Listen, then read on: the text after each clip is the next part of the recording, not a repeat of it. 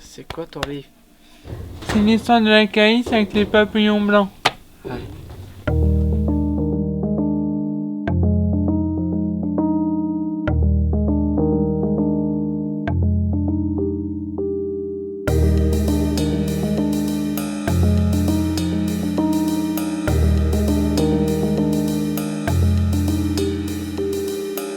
En 1958, des parents indépendants, unité par unité, vont sur Paris.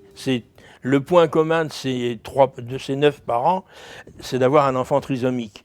La famille principale, c'est la famille Pilet-Lecomte, Monsieur Pilet et sa maman, Madame Lecomte. Donc ils vont sur Paris, croyant trouver aux enfants malades ou croyant trouver un institut spécialisé. Total, Paris à l'époque, en 58, c'était le désert. C'est eux qui, avec des amis, Madame Pasco, qui aussi avait un problème, d'autres personnes aussi, je ne peux pas les citer toutes, mais ça leur a permis d'être plus forts, d'être ensemble et de pouvoir trouver une solution.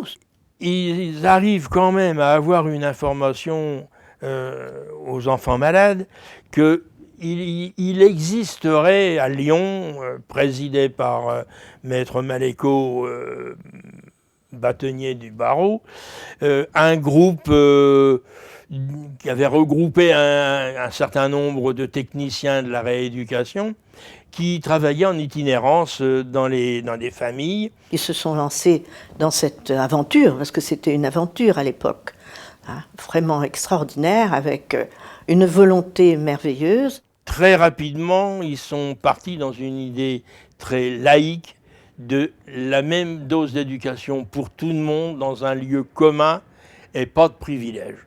Moi, je me suis investie parce que j'ai connu les papillons blancs par le handicap de ma fille, qui avait été blessée accidentellement d'une façon assez dramatique, et puis qui était très jeune puisqu'elle avait 1 an. J'ai cherché toutes sortes de solutions. J'allais à Paris, c'était très très bien, mais il fallait faire les allées-venues, c'était très compliqué. Puis j'ai appris que des personnes s'étaient investies dans cette aventure, et c'est là que je suis allée les trouver, place Napoléon, et tout de suite, avec Monsieur Pilet, on est parti.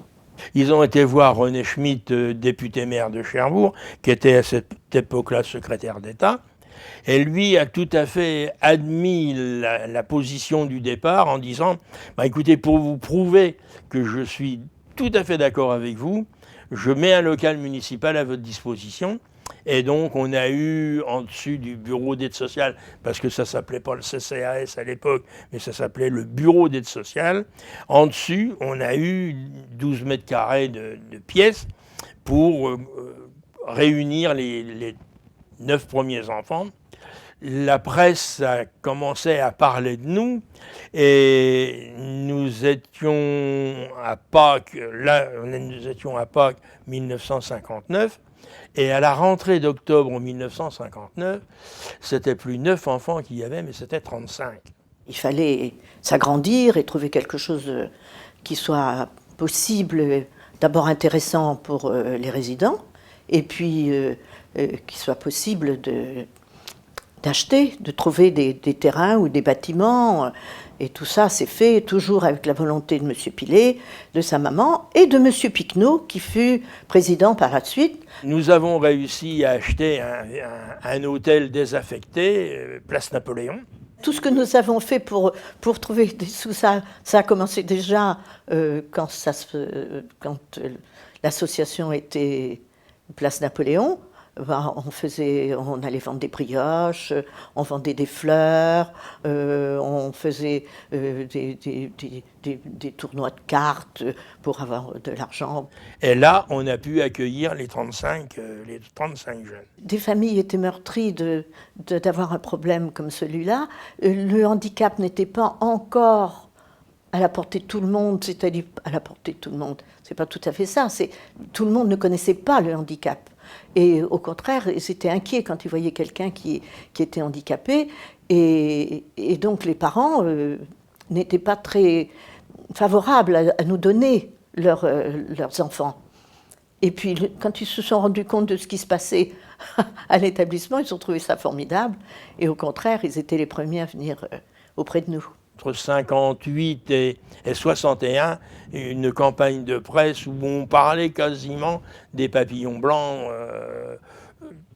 au minimum une fois par mois dans les trois locaux. Au début de la création par M. Pillet et Mme Lecomte, il est vrai que le handicap était mal vu. Surtout les trisomiques. Hein. Bien sûr, parce que personne ne connaissait, personne ne savait. Maintenant, plus personne n'y fait attention. Le préfet de la Manche me demande d'accueillir l'enfant de l'ingénieur de SGN qui venait pour implanter l'usine de la Cogema. Et il se trouvait que ce monsieur est un enfant trisomique lui aussi, qu'avec le concours du préfet, on a pu accueillir. Et très rapidement, il a vu dans quelle précarité on vivait et il s'est proposé spontanément de nous prêter la main. Nous avions entré au niveau du 4e plan un programme de construction sur la glacerie, étant donné que la mairie nous offrait un terrain d'1 hectare. Nous avions l'intention de construire un bâtiment, mais il était inscrit au 4e plan du programme quinquennal, mais malheureusement, il ne sortait jamais. Je m'en suis entretenu, mais de façon tout à fait anonyme et anodine, avec M. Couturier, et lui m'a proposé spontanément de nous rendre service et de s'occuper de l'avancement de ce dossier. Et quelques jours après, le secrétariat de M. Couturier me prévenait qu'il y avait un rendez-vous de prix à Paris, au ministère de la Santé, et que nous allions être reçus. Et M. Couturier me proposait, il me dit, mais je vous emmène, mais je vais avec vous. Et donc, on est arrivé au ministère, oui, mais ce n'était pas le ministre de la Santé en premier qui nous recevait, c'était M. Giscard d'Estaing, Premier ministre du général de Gaulle, président de la République à l'époque.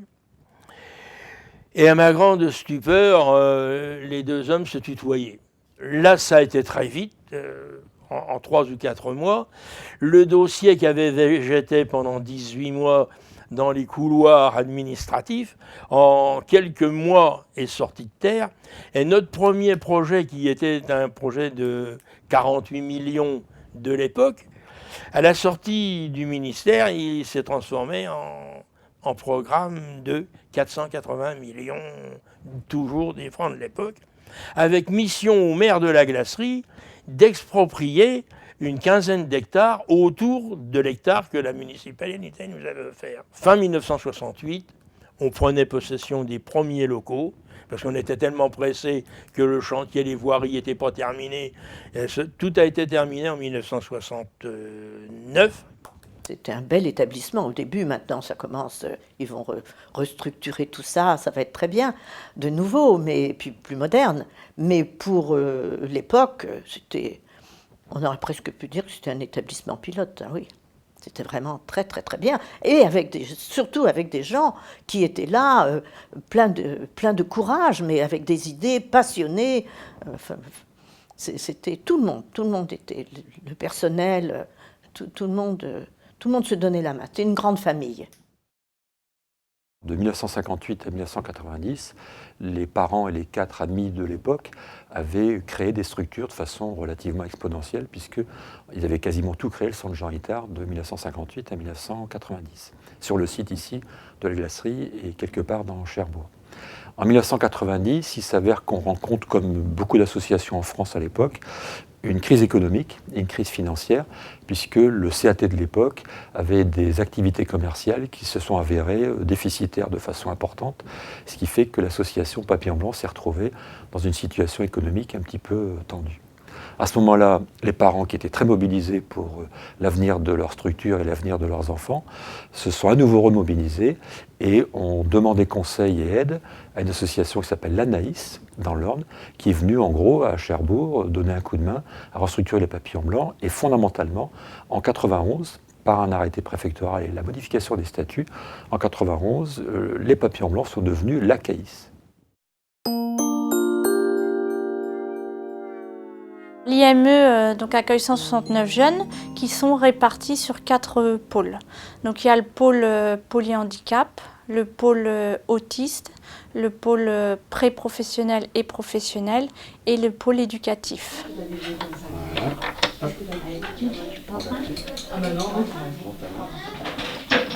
Il y a 4 modules sur les pôles éducatifs. Le module A pour les plus petits, donc à peu près 5-10 ans. Sur 2 sites, un site ici à la glacerie et 7-8 jeunes qui sont accueillis dans une école, l'école Robert Doisneau à Cherbourg.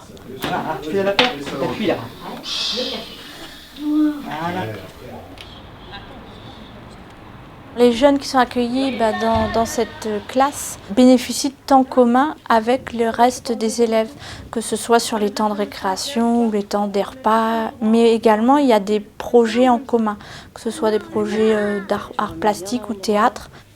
Ok. Il y a un réel échange entre les jeunes. Bonjour, je m'appelle Bernard. Je m'appelle Bambi. Je m'appelle Lucie. Coucou, c'est Et tu pourras applaudir quand même. Montez. Allez. Non. Ensuite, nous avons le groupe Passerelle des 11-14 ans qui accueille 18 jeunes. Tu rentres, rangez-toi. Les affaires. Cette tranche d'âge permet de développer l'autonomie sociale, personnelle, l'inclusion scolaire et c'est aussi l'occasion de faire des stages dans le secteur professionnel afin de les orienter à l'âge de 14 ans. Ils continueront sur le pôle éducatif ou sur les pôles professionnels.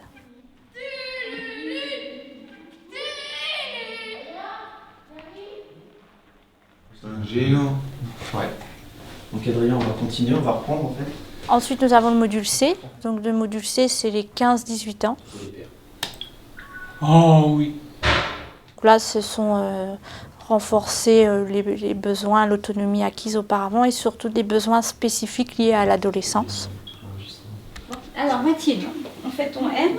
Alors le module D, donc, c'est des jeunes de plus de 18 ans, où là, il y a tout ce qui est préparation au secteur adulte. Et aujourd'hui, nous avons 37 jeunes qui sont dans le cadre de l'amendement Creton, qui ont plus de 20 ans et qui restent à l'IME tant qu'il n'y a pas de place dans le secteur adulte.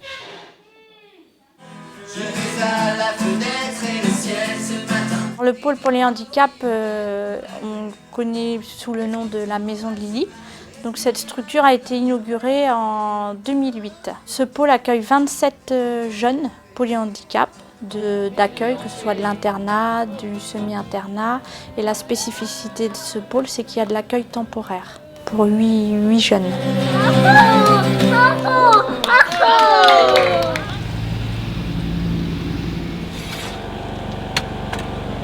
Je suis en train de mettre la pelouse que Kevin a tondue dans la remorque pour après aller à la déchetterie. Le pôle professionnel, leur objectif est de favoriser l'inclusion professionnelle et sociale.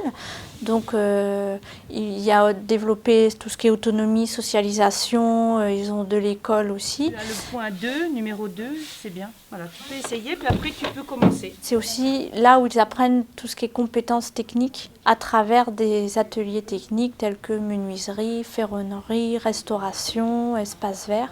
Et il y a également un service d'insertion pour les plus de 19 ans pour commencer à préparer des périodes de stage et leur orientation adulte.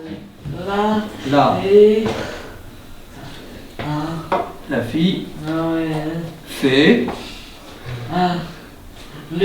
Donc le pôle autiste a été créé en 2007. Nous avons 15 places. Ce pôle a des spécificités d'accompagnement. Il y a combien de mois dans une année? 10. Il y en a 10. 12. Ajoutez-moi. Sophie. Alors attends. Et ce sont des accompagnements très spécifiques et beaucoup dans l'individuel. Très bien, Tristan. Et Apolline. L'avenir serait que les jeunes des plus de 20 ans trouvent une place dans le secteur adulte, dans les établissements adaptés, et ce qui permettrait, nous, de répondre aux 60 jeunes en liste d'attente qui, malheureusement, ne peuvent pas rentrer à l'IME par manque de place et sont maintenus plus ou moins dans le milieu ordinaire, ce qui n'est plus totalement adapté pour leur pathologie et leur déficience.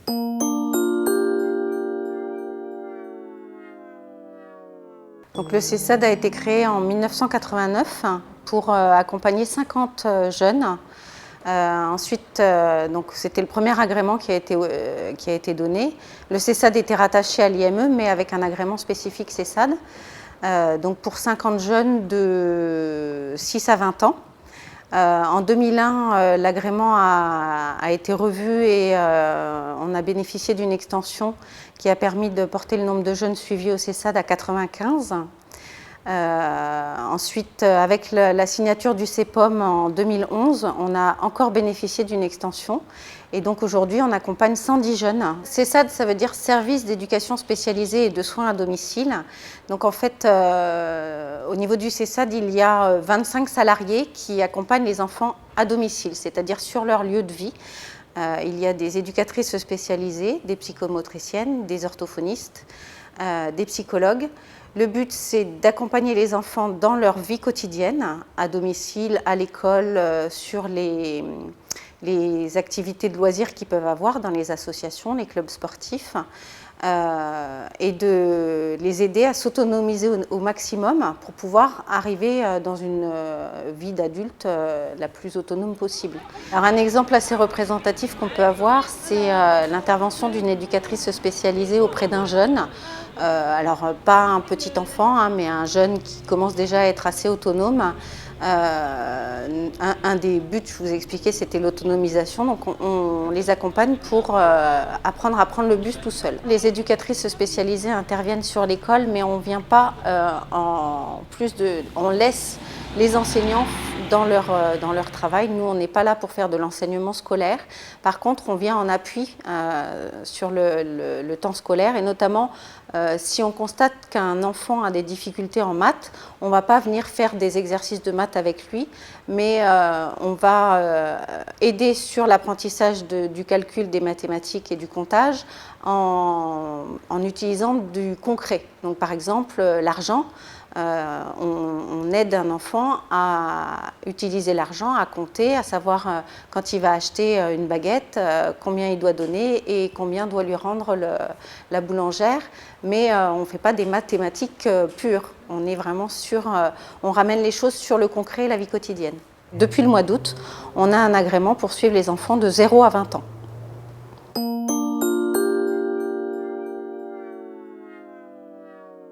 Donc le service technique du centre Jean Itard intervient sur multiples sites, aussi bien sur l'Épieu, Octeville, la glacerie. On intervient aussi bien sur les transports, sur la sécurité des bâtiments, sur l'entretien des bâtiments, sur différentes tâches aussi. Nous avons aussi un parc de véhicules à gérer pour transporter tous nos résidents sur le site à Caïs. Voilà. Le service transport ici gère un parc de 70 véhicules. Ce sont des véhicules qui appartiennent à 100% à Caïs. Donc ils servent aussi bien pour transporter les résidents pour leur activité de jour et aussi bien pour le transport, pour les ramener chez eux le soir et pour les prendre le matin. Voilà. Nous transportons à peu près 370 personnes par jour.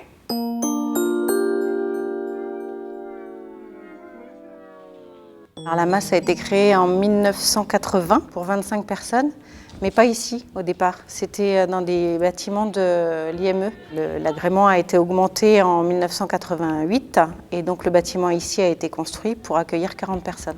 Dans les masses, les personnes sont accueillies jusqu'à la fin de leur vie. Donc une place ne va se libérer qu'au décès d'une personne. Nous, on a une liste d'attente de 35 personnes encore aujourd'hui. Tu vas donner à Nathalie la liste? Donne-moi ta liste en main. Très bien. Ce sont des personnes qui ont une déficience intellectuelle associée avec d'autres handicaps, donc polyhandicap et déficience intellectuelle profonde. Au revoir, merci Nathalie. Au revoir. La majorité des personnes qui sont accueillies ne peuvent pas prendre soin d'elles-mêmes. On les aide pour la toilette, ou on fait entièrement leur toilette. On les aide pour les repas. Après, c'est vraiment en fonction de chaque personne. Et de toute manière, Prends ta fourchette. Prends ta fourchette. tout à l'heure, certaines personnes sont même, on leur donne à manger complètement, jusqu'à du mixé, puisque certaines personnes ont des problèmes de fausse route. Et on a une équipe d'infirmières et un médecin généraliste donc qui s'occupe de tout ce qui est prévention et suivi médical. Certains ont encore de la famille qui les prennent le week-end ou les vacances ou à Noël, mais la grosse majorité des personnes qui sont ici n'ont pas de famille et passent les 365 jours de l'année ici sans même avoir de moments où elles vont en famille. Il y a des activités qui sont proposées en interne, notamment parce qu'il y a des personnes qui ne peuvent pas du tout sortir et pour qui c'est trop difficile d'aller à l'extérieur. Certains refusent de sortir ou ça demande trop de... C'est trop compliqué, comme la personne qui est alitée. Là, on envisage de faire une sortie sur Disneyland qui est en train de se préparer, puisque ça va demander... ça va être une sortie sur plusieurs jours, c'est une innovation et ça va demander une préparation un peu plus importante, mais on envisage de le faire au début de l'année 2014. Nous hébergeons des adultes de plus de 20 ans avec une orientation travailleur ESAT ou une orientation foyer occupationnel. Nous avons aussi un service d'insertion où les personnes sont locataires de leur logement et des éducateurs qui passent régulièrement chez eux pour les aider à obtenir plus de capacités. Nous avons des sites sur l'Épieu, sur Cherbourg, sur Taux-la-Ville, sur la glacerie aussi. Et tous ces sites sont actuellement hors normes puisque trop âgés.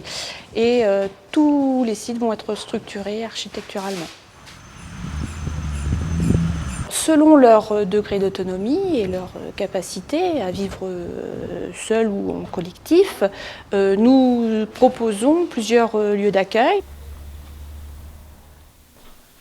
Par exemple, à Tour-la-Ville, ce sont des appartements où les résidents vivent à 2 ou 3 en colocation, avec un éducateur qui est présent sur le lieu.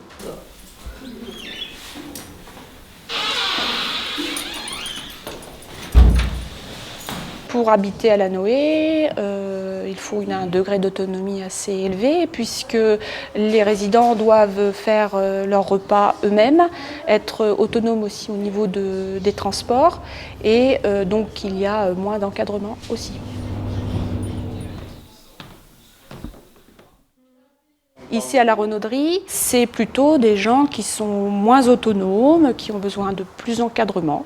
Et sur les foyers de vie, c'est encore des gens plus dépendants ou moins autonomes et qui sont en journée dans des ateliers, activités de jour, sans idée de productivité sur ces activités-là. Hervé, tu viens ?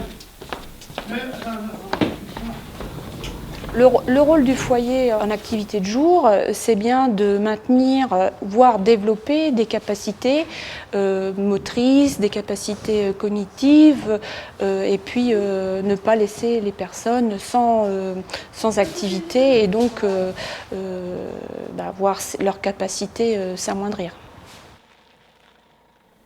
Le but de tout éducateur et de tous les hébergements est de faire gagner les résidents en autonomie pour qu'ils puissent un jour avoir leur propre appartement, même si pour certains, ça ne sera pas le cas. Mais c'est un objectif.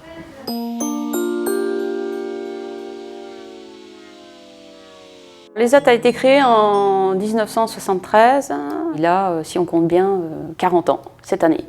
À l'époque où mon fils est arrivé, il avait 14 ans, donc jusqu'à son âge de 20 ans, il était à l'IME. Et quand il a eu 20 ans, il est entré donc 61, 64, je cherche 84, donc il est entré au CAT. À l'époque, c'était les poules, l'élevage des poules, les œufs, les poules en batterie, enfin C'était le travail principal. Et les œufs, le conditionnement des œufs, c'était l'essentiel de leur travail. Alors après, heureusement que ça a évolué vers des choses différentes. Les gens disaient, c'était un petit peu dommage, c'était les handicapés. Et maintenant, c'est vraiment vu comme un endroit où on travaille. C'est comme une usine où on travaille, tout simplement. L'ESAT a une mission bien particulière et bien définie.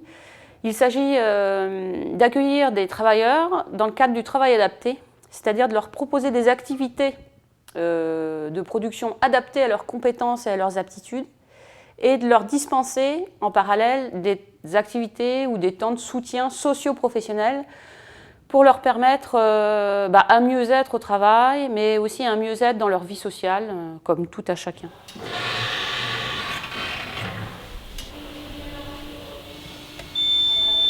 L'ESAT de la CAIS est un gros établissement puisqu'il accueille 200 travailleurs handicapés. Il est organisé en 4 secteurs, donc 3 secteurs sur le site de la glacerie, les secteurs A, B et le secteur espace vert, et un secteur qui est sur un site externalisé qui est basé sur les pieux. En termes d'activité de production, je vais même parler de métiers. Nous avons plusieurs corps de métiers, donc la métallerie, la menuiserie, la couture, la blanchisserie, la sous-traitance industrielle et l'entretien de locaux, ainsi que l'entretien et la création d'espaces verts. Grâce à ces activités de production, on peut se permettre de proposer nos prestations dites commerciales, donc à des entreprises, à des collectivités, des associations, des particuliers, qui permettent donc de financer une part du salaire des travailleurs, ce qu'on appelle le salaire direct, qui est versé par l'ESAT, mais aussi de pouvoir payer nos charges de fonctionnement et aussi d'investir sur du matériel professionnel. C'est à nous, je pense, d'aller vers le secteur marchand, qui ne nous connaît pas forcément bien en termes de compétences professionnelles, d'une part, et puis de mission auprès de l'insertion des travailleurs handicapés. Par rapport à la blanchisserie qui était assurée sur le site de la glacerie, qui était une des activités de production des ESAT, la prestation a évolué, l'organisation de l'activité aussi, puisque dorénavant, l'ESAT assure une prestation de blanchisserie pour un groupement de coopération sanitaire et médico-sociale, ce qu'on appelle un GCSMS, qui se situe sur Valognes. Donc une équipe est détachée de l'ESAT à CAIS sur Valognes. C'est ce qu'on appelle aussi une activité dite hors les murs. Donc elle concerne 6 à une petite dizaine de travailleurs handicapés qui sont accompagnés par une monitrice d'atelier. Un travailleur ESAT, c'est quelqu'un, un homme ou une femme, peu importe, qui aime le travail bien fait, qui est capable de faire un travail répétitif, que parfois des personnes dites ordinaires n'ont pas envie de faire ou n'aiment pas faire. C'est quelqu'un qui est soucieux de la qualité de son travail parce que derrière, il a envie de bien faire, pour faire plaisir aussi à son moniteur, son chef de service, mais aussi aux clients, alors qu'il ne connaît pas toujours. Ce qui n'a pas changé, oui, effectivement, c'est la mission de l'établissement, c'est-à-dire de concilier performance économique et utilité sociale. Sauf qu'en 2013, vous n'êtes pas sans le savoir que le contexte économique n'est pas évident. Donc l'objectif majeur, en tout cas pour moi, en cette presque fin d'année, c'est de prospecter pour décrocher de nouveaux marchés commerciaux. D'une part pour développer la section commerciale de l'établissement et d'autre part pour aussi apporter d'autres travaux au regard des compétences et puis des souhaits des travailleurs, pour certains qui souhaitent évoluer et découvrir aussi d'autres activités. En fin de carrière, le travailleur de l'ESAT part en retraite. Si la personne effectivement souhaite partir plus tôt, parce qu'elle est fatiguée, après des années de labeur en ESAT ou d'un travail de qualité en ESAT, elle peut prétendre à une pré-retraite sous condition. Souvent les personnes demandent à changer d'établissement parce que la prestation ESAT ne leur convient plus, au regard de leur âge ou de leur fatigabilité au travail en tout cas, et peuvent partir un peu avant, en étant réorientées sur des établissements type foyer occupationnel et parfois aussi font des demandes pour être en famille d'accueil. Mais sinon, effectivement, elles sont comme tout le monde, il faut qu'elles fassent valoir leur droit à la retraite.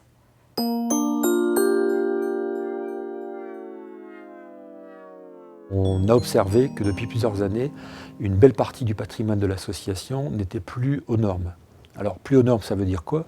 Ça veut dire qu'on ne respectait pas forcément les normes d'accessibilité en termes phoniques, en termes thermiques et en termes de confort des personnes. On va restructurer en profondeur dans les mois qui viennent l'IME. Pour la partie secteur du travail, donc tout le monde de notre ESAT, on va restructurer toutes les parties des espaces verts, une partie du secteur A, une partie du pôle de direction, et on va reconfigurer complètement le service self-service. Un peu plus bas dans le site, on va là littéralement construire une masse nouvelle, maison d'accueil spécialisée toute nouvelle, dont la première paire devrait être déposée en janvier 2014. Sur le site de nos établissements dans la ville d'Épieux, on va reconstruire une partie des bâtiments pour faire en sorte qu'on ait là-bas un foyer occupationnel d'adultes à hauteur de 30 places. Et sur le site de la Renaudrie en plein Cherbourg, on va rénover le château, l'alléger. Et dans le parc, on va construire 36 et 14 places différentes pour des accueils d'adultes dans les nouveaux locaux. Parallèlement, et dans un effet collatéral évident, il y aura un énorme mieux-être et un meilleur accompagnement des usagers par les salariés qui vont se retrouver avec des conditions de travail meilleures puisque les locaux seront adaptés aux conditions de travail d'aujourd'hui.